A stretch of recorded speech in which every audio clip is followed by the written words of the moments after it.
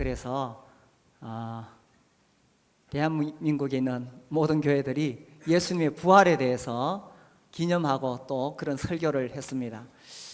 우리 교회는 한 주 늦게 오늘 하네요. 지난주에 또 우리 교회는 중요한 다음 세대에 대한 그런 비전을 나누는 시간이었기 때문에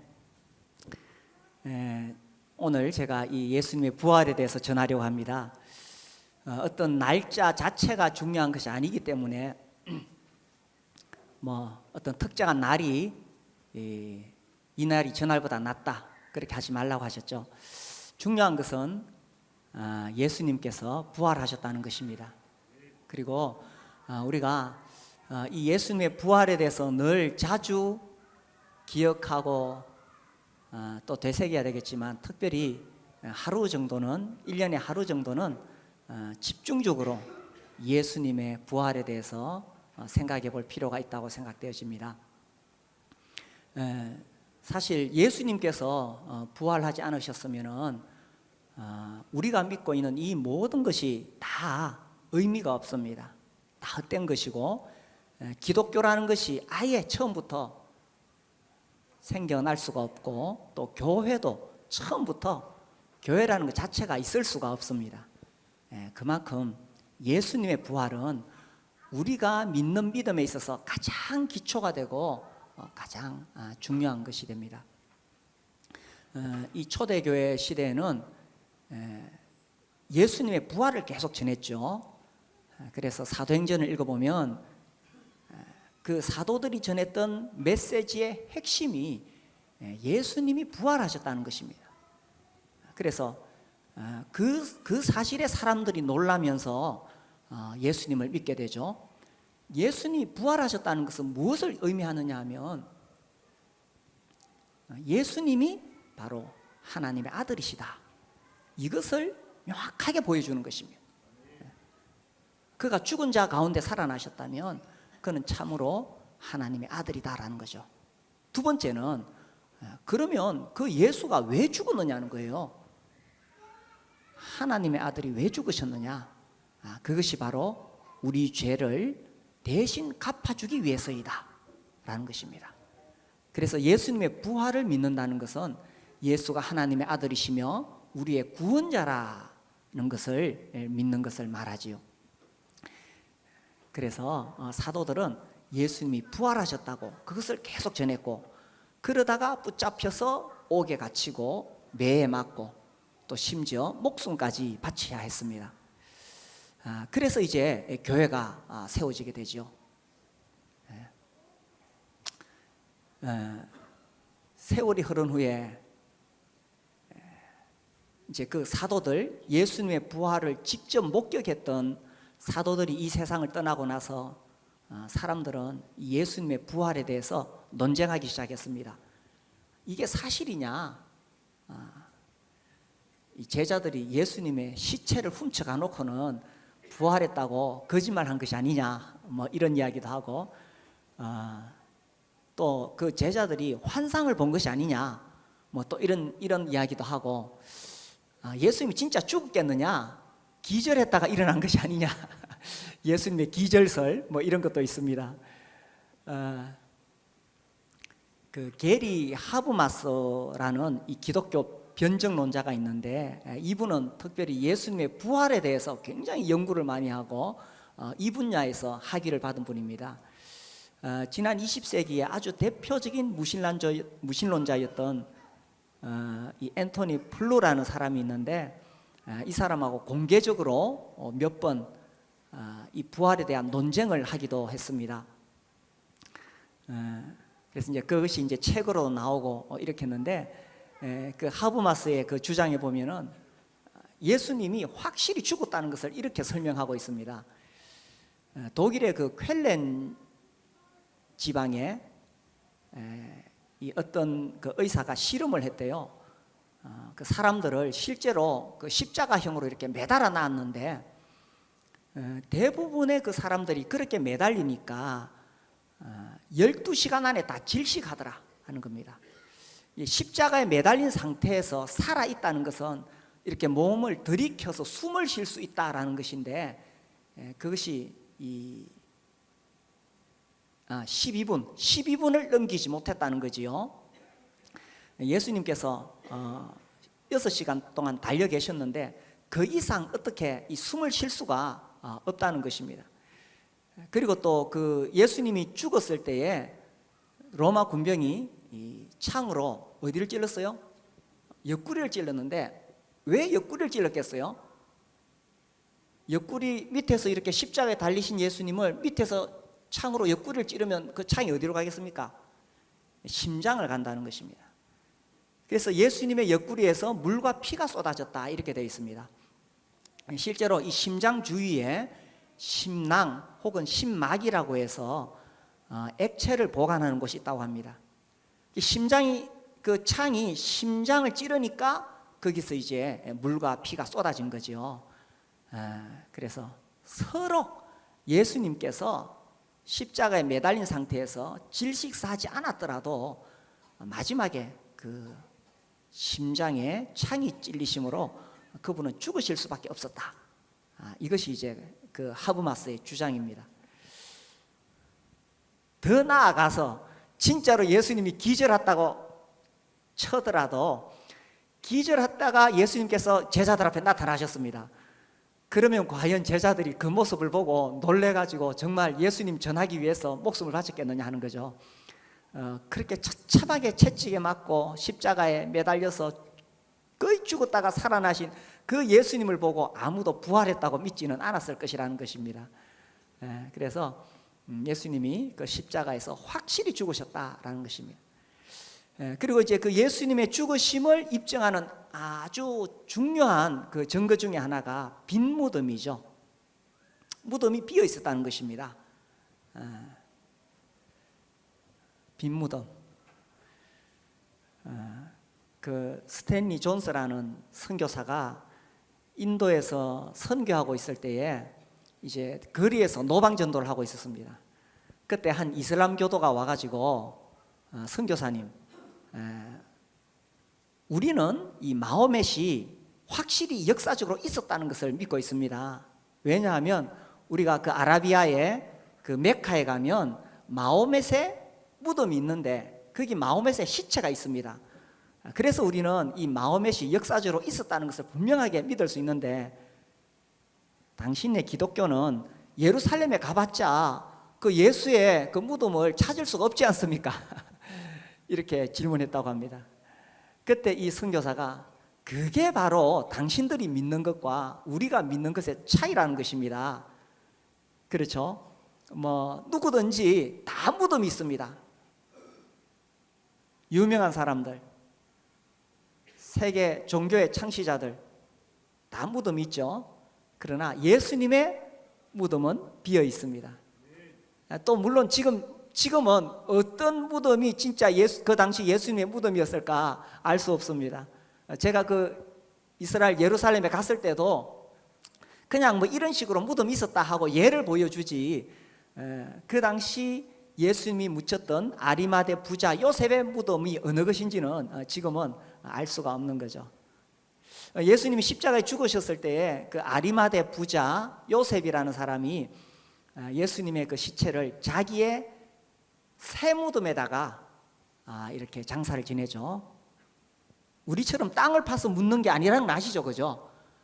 그 당시 유대인들은 바위 같은데 이렇게 굴을 뚫어 가지고 거기다가 시체를 넣고 또 밖에 이렇게 돌로 막았습니다. 그래서 이 아리마대 그 요셉이라는 사람이 자기가 준비했던 그 무덤에 예수님의 시체를 장사했는 거예요. 또 그 소식을 들은 그의 친구가 찾아와서 그 요셉에게 막 비난을 했습니다. 아니 이 친구야, 그 십자가에 매달려 죽은 그 사형수를 어찌 자네가 그렇게 비싼 돈을 주고 마련한 그 무덤에다가 그 새 무덤에다가 장사를 치렀는가 이렇게 비난했습니다.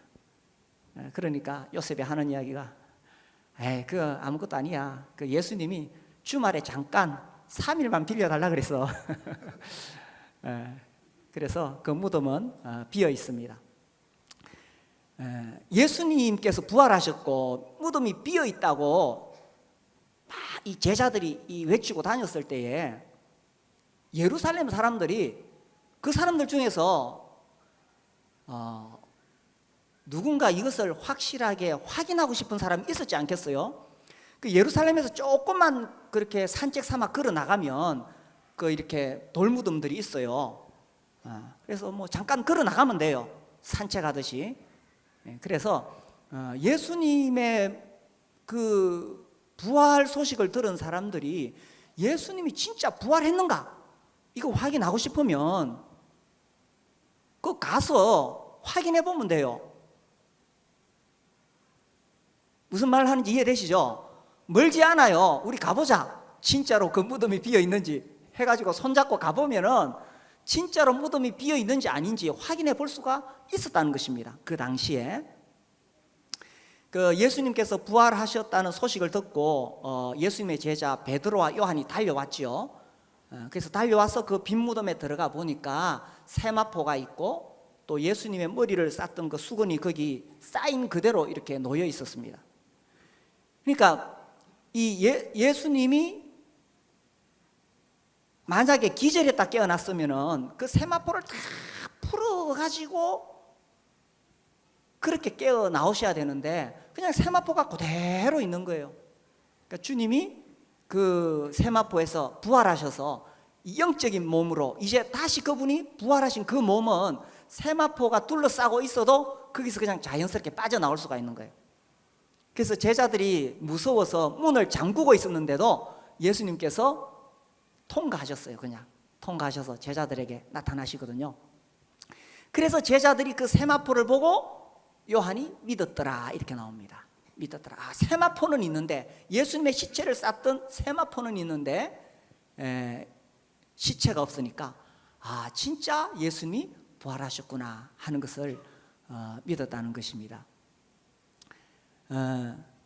예수님께서 부활하셔서 누구에게 제일 먼저 나타나셨어요? 제일 먼저 나타난 사람이 막달라 마리아죠. 오늘 우리가 본문에서 읽었죠, 그죠? 그리고 또 여자들에게 나타나셨습니다. 제가 이걸 생각해 봤어요. 왜 예수님께서 제자들에게 먼저 나타나시지 않고 그 여자들에게 먼저 나타나셨을까? 왜 그랬을까요? 그런데 그 당시에는 여자들의 증언은 법정에서 효력이 없었습니다. 지금 이 시대 같으면 잘 이해가 안 되죠, 그죠? 그러니까 그 당시는 여자들은 별로 수에 치지도 않았어요. 그래서 뭐 보리떡 먹고 나서도 남자들의 숫자를 세었지 여자들의 숫자는 세지도 않았어요. 법정에서도 효력이 없었어요. 그런데 왜 예수님께서 그 법정 증인으로서의 효력이 없는 여자들에게 나타나셨느냐? 뭐 어떤 사람들은 뭐 여자들이 입이 싸니까 여자들한테 나타나셔야 빨리 소문이 전해진다고 그렇게 이야기하는데 그냥 하는 소리 같고, 제가 가만히 묵상해 보니까 그 여자들이요, 그 앞에 이렇게 복음서를 읽어보면 예수님이 그 십자가에 못 박히실 때에 사실 제자들은 다 도망갔어요. 근데 그 순간까지 그 자리를 지켰고 또 예수님의 그 시체를 무덤에 장사 지낼 때 거기까지 따라왔던 것입니다. 특별히 이 막달라 마리아는 오늘 읽은 본문에서 7 귀신 들렸던 자거든요. 그러니까 그렇게 귀신에게 시달리다가 고생하다가 예수님께서 그를 고쳐주셨으니 얼마나 예수님 더 사랑했겠어요. 그죠? 얼마나 더 예수님을 사랑했겠어요. 사랑을 많이 받은 자는 더 사랑하게 되는 거죠. 그래서 이제 예수님 부활하신 날에 그 무덤에 찾아왔고 여자들도 찾아왔어요. 제자들은 안 왔어요.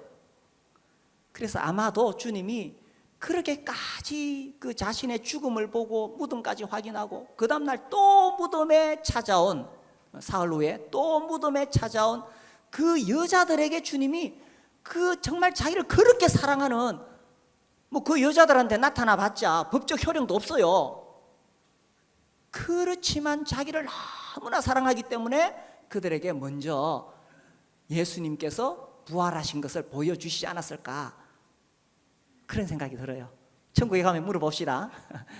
아무튼 우리 주님은 주님을 더 사랑하는 만큼 물론 주님 우리 모두를 사랑하시지만 우리가 주님을 더 사랑하는 만큼 주님 또 우리를 더 사랑하시지 않을까 하는 생각이 들어요.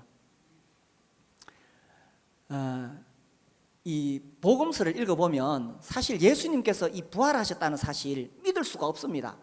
오늘 우리가 본문을 읽었지만 반복해서 나오는 이야기가 뭐냐 하면 예수님께서 부활하셨다는 소식을 듣고도 믿지 않았다는 거예요.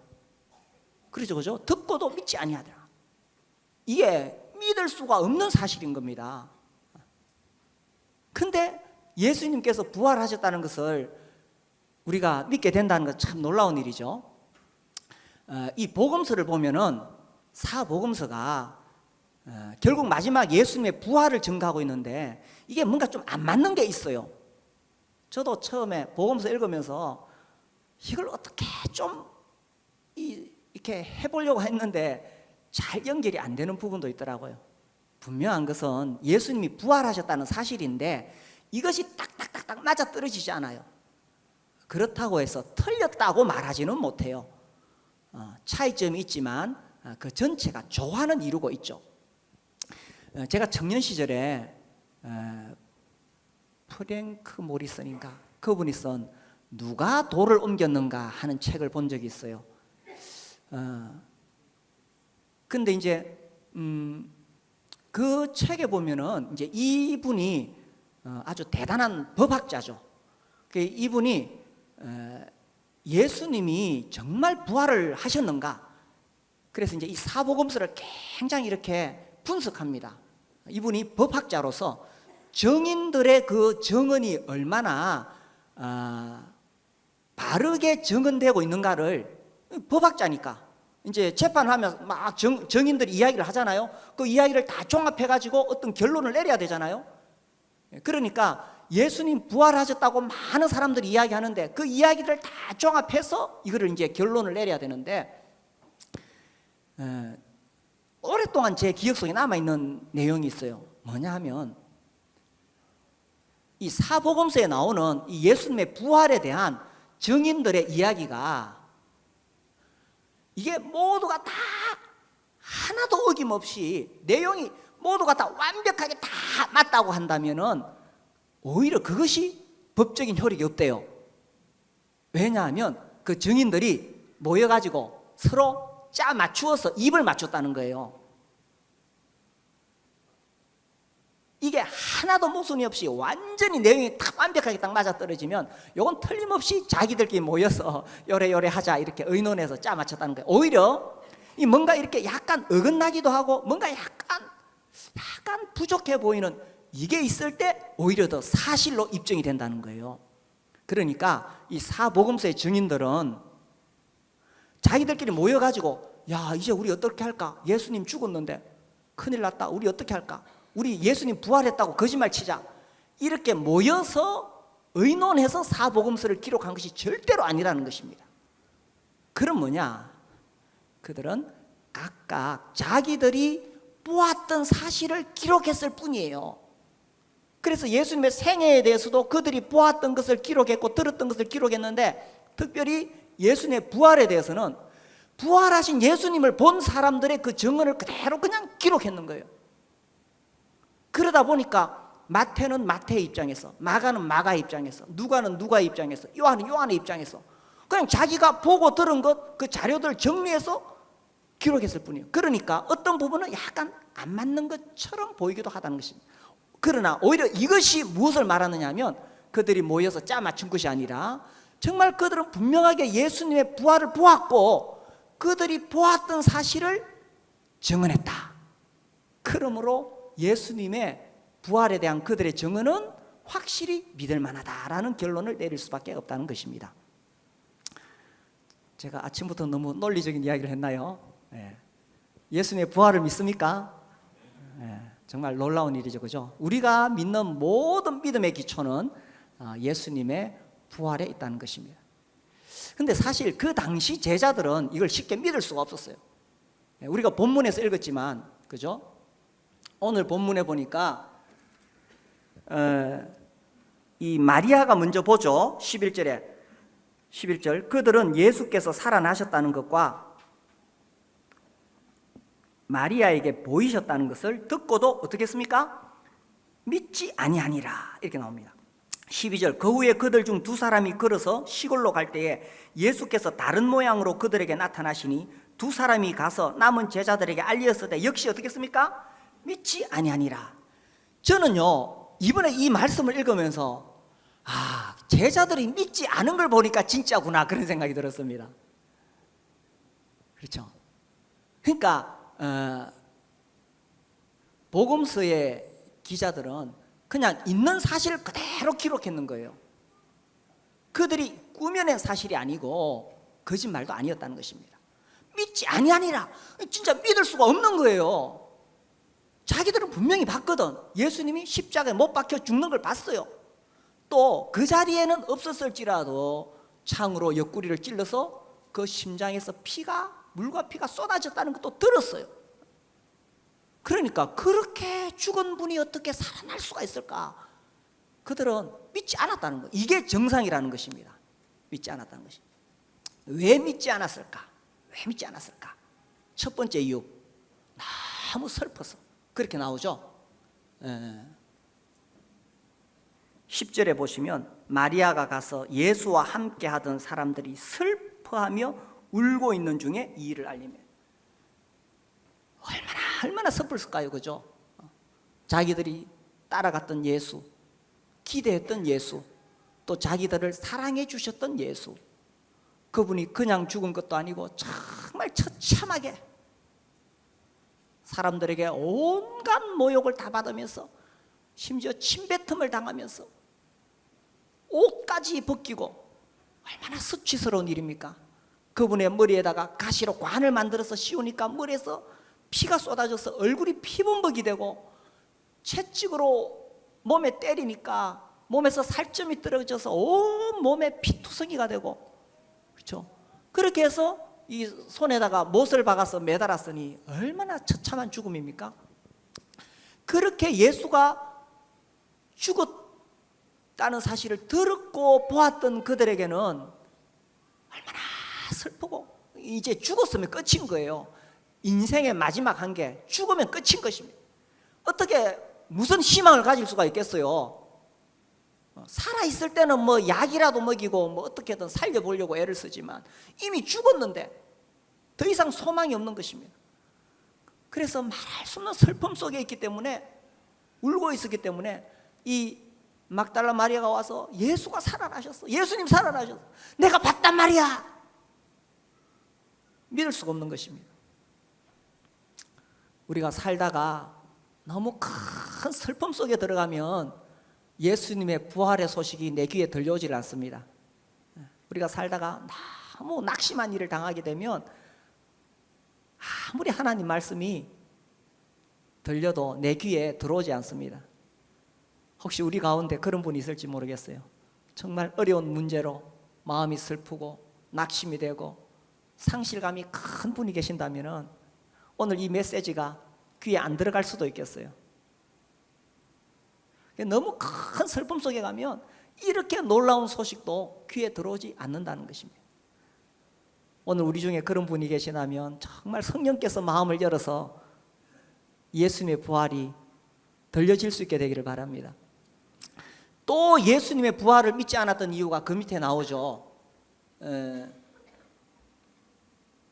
14절에 보면 그 후에 11제자가 음식 먹을 때에 예수께서 그들에게 나타나사 그들의 믿음 없는 것과 그 다음 뭡니까?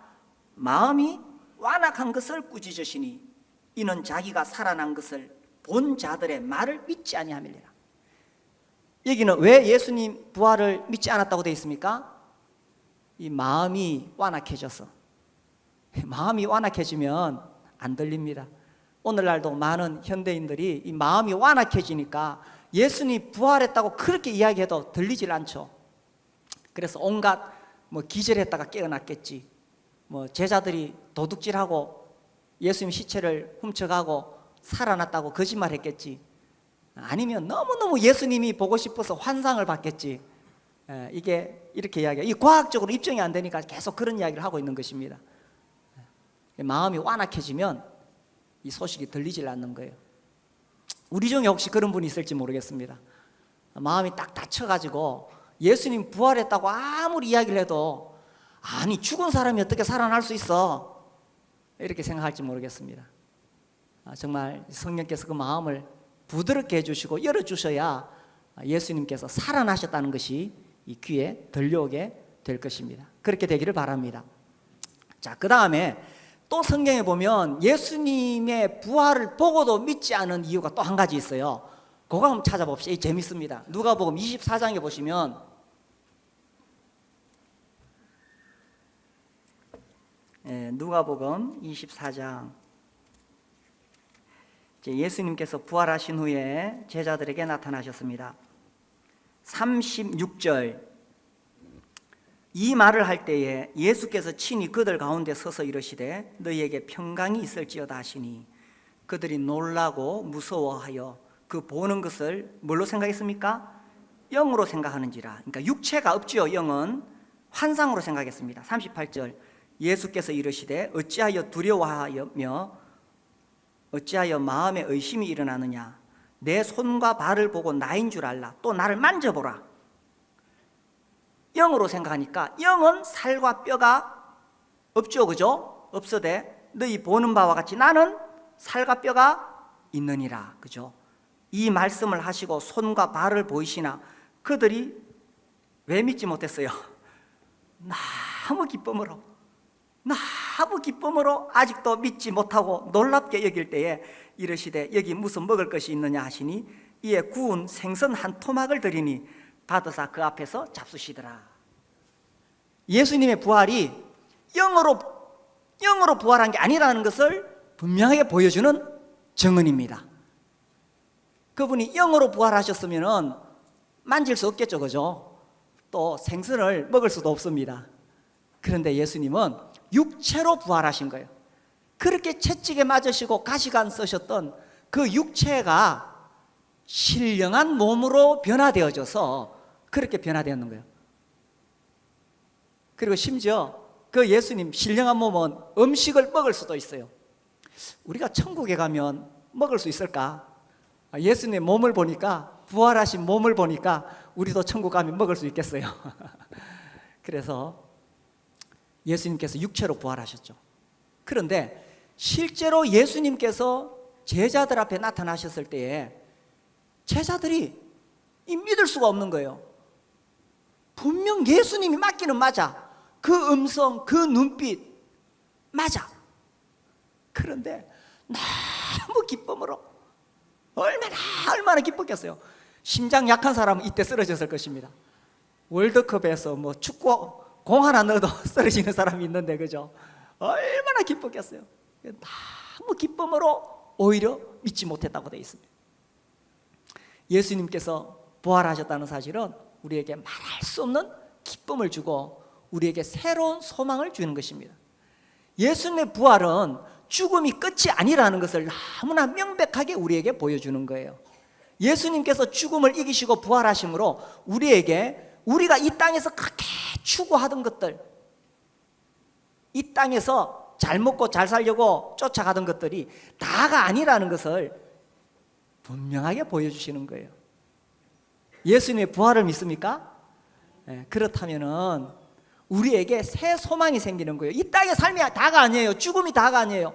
이 세상 넘어서 영원한 세계가 있다는 사실입니다. 그게 하나님께서 마련하신, 우리를 기다리시는 놀라운 것이 있다는 것입니다.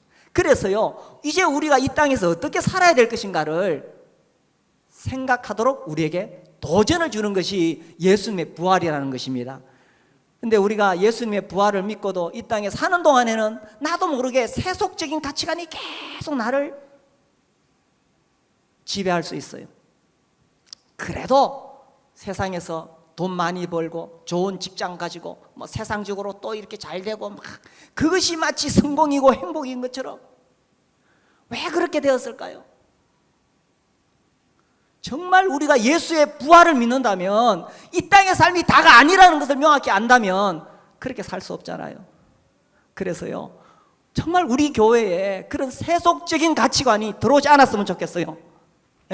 근데 우리도 모르는 사이에 우리가요, 막상 현실에 들어가면은 또 세속적인 가치관에 우리가 지배를 받고 있다는 것입니다.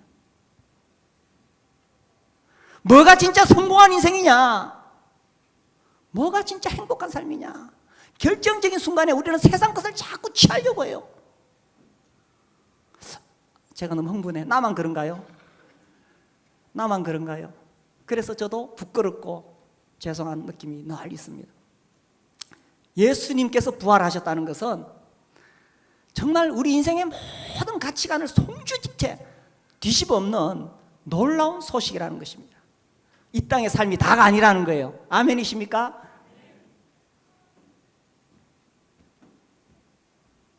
자, 그래서 예수님의 부활을 믿는다면 어떻게 되느냐? 다시 우리가 마가복음 16장에 돌아오면 예수님께서 부활하신 후에 뭐라고 하셨느냐? 15절 또 이르시되 너희는 온 천하에 다니며 어떻게 하라고요? 만민에게 복음을 전파하라. 예수님의 부활을 본 증인들에게는 사명이 주어졌습니다. 그게 뭐냐? 영혼 구원하여 제자 삼는 것이죠. 그래서 예수님께서 복음을 전파라고 하셨습니다. 복음이 뭐냐? 복음, 고린도전서 15장을 보겠습니다. 복음에 대해서 가장 잘 요약하고 정리한 말씀, 고린도전서 15장 1절에서 4절이죠. 우리 같이 읽어보겠습니다. 찾으셨나요? 같이 읽겠습니다. 시작. 형제들아, 내가 너희에게 전한 복음을 너희에게 알게 하노니 이는 너희가 받은 것이요 또 그 가운데 선 것이라. 너희가 만일 내가 전한 그 말을 굳게 지키고 헛되이 믿지 아니하였으면 그로 말미암아 구원을 받으리라. 내가 받은 것을 먼저 너희에게 전하였노니 이는 성경대로 그리스도께서 우리 죄를 위하여 죽으시고 장사 지낸 바 되셨다가 성경대로 사흘 만에 다시 살아나사. 자, 1절. 형제들아, 내가 너희에게 전한 복음이죠. 복음을 너희에게 알게 하노니, 이 복음이 뭐냐? 이는 너희가 받은 것이요 고린도 교회에 있는 사람들이 이 복음을 받았다는 거예요. 또 그 가운데 선 것이라. 그죠? 이 복음. 2절. 너희가 만일 내가 전한 그 말이 뭡니까? 복음. 그 말을 어떻게? 굳게 지키고 헛되이 믿지 아니하였으면 그로 말미암아 어떻게 됩니까? 구원을 받으리라. 복음을 굳게 지키고 헛되이 믿지 아니하면 복음을 통해서 구원을 받으리라. 그럼 복음의 내용이 뭐냐? 3절. 내가 받은 것. 복음의 내용은 내가 받은 것입니다.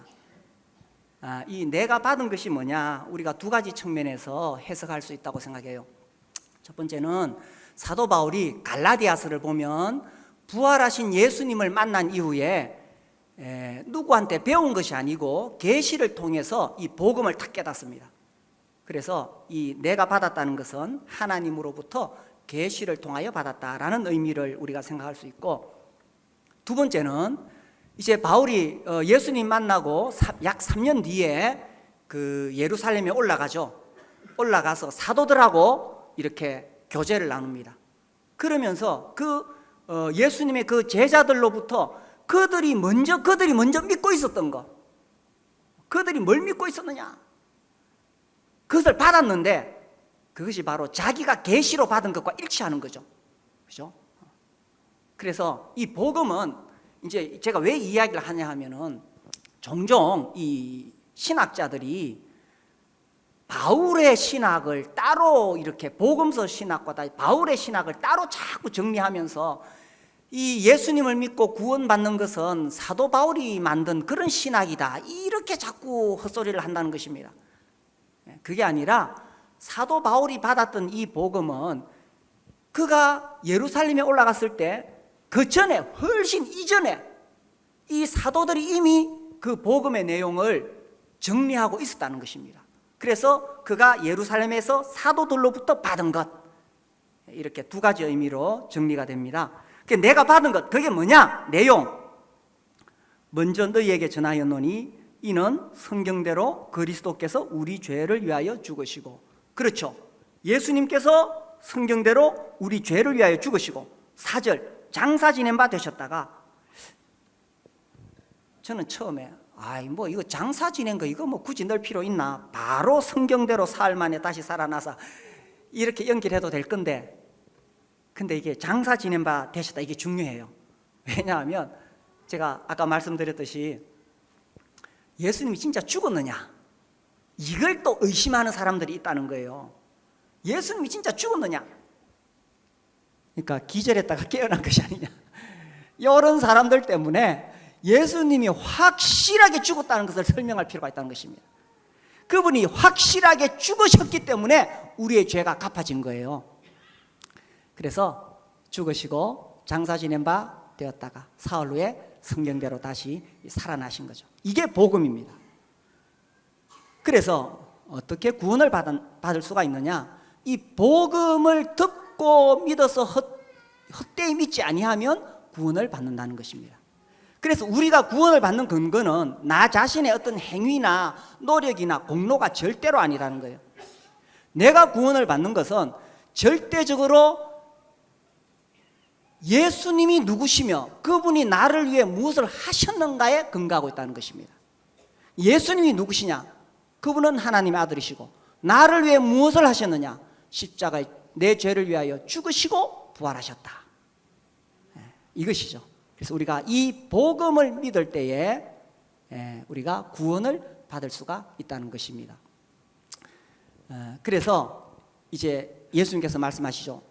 이 복음을 전파하라 하시고, 마가복음 16장 16절, 믿고 세례를 받는 사람은 구원을 얻을 것이요 믿지 않는 사람은 정죄를 받으리라. 믿는 사람은 구원을 받을 것이요 믿지 않는 사람은 정죄를 받으리라. 그래서 네가 만일 네 입으로 예수를 주로 시인하며 또 하나님께서 그를 죽은 자 가운데서 다시 살리신 것을 네 마음에 믿으면 구원을 받으리라. 로마서 10장 9절에 그렇게 기록되어 있죠. 그래서 이 예수님이 누구시냐, 그분이 나를 위해서 무엇을 하셨느냐 라는 사실을 믿음으로 우리가 구원을 받을 수 있다는 것입니다. 그래서 예수님의 부활을 본 사람들에게 그 예수님의 부활을 믿으면 구원을 받는 것이고, 또 예수님의 부활을 믿으면 무엇을 받느냐, 사명을 받는다는 것입니다. 사명, 예수님의 복음을 전파해야 된다는 사명을 받는다는 것입니다. 예수님이 부활하신 것을 믿습니까? 그렇다면 구원을 받는 것입니다. 그 다음에 또 무엇을 받는다고요? 사명을 받는 것입니다. 너희는 가서 만민에게 복음을 전파하라. 그래서 우리가 이제 예수님께서 부활하셨다는 것을 믿는다면 이제 우리가 나가서 전해야 되는 거죠. 어떻게 전할까요? 우리가 이 안에서 들을 때는 그래 전해야지 하는데 실제로 막상 현장에 가서 어떻게 전할까요? 이렇게 전하세요. 우리 목장에 밥 먹으러 한번 오세요. 옆 사람에게 이야기해 보세요. 우리 목장에 밥 먹으러 한번 오세요. 옆 사람에게 이야기해 보세요. 예, 목장에 밥 먹으러 한번 오세요. 예. 그렇게 전하시면 돼요. 예. 현대인들은 무슨 복잡한 논리나 이런 거 싫어합니다. 그래서 일단 목장에 데리고 와서 밥을 먹여야 돼요. 예. 그렇게 섬기면서 예수님께서 부활하셨다는 것을 전하는 것입니다. 예수님 부활하신 것을 믿습니까? 예, 그러면 우리가 구원을 받은 것입니다. 예수님 부활하신 걸 믿습니까? 그럼 우리가 무엇을 받았다고요? 사명을 받은 것입니다. 어떻게 이 사명을 완수할 수 있을까요? 너무 어렵고 복잡하게 하지 마세요. 목장에 밥 먹으러 한번 오세요. 그래서 우리 올해 안에 이 사명을 다 완수하는 그러한 우리 형제자매님들, 또 목장, 또 우리 교회가 될 수 있게 되기를 바랍니다. 함께 일어나서 기도하겠습니다.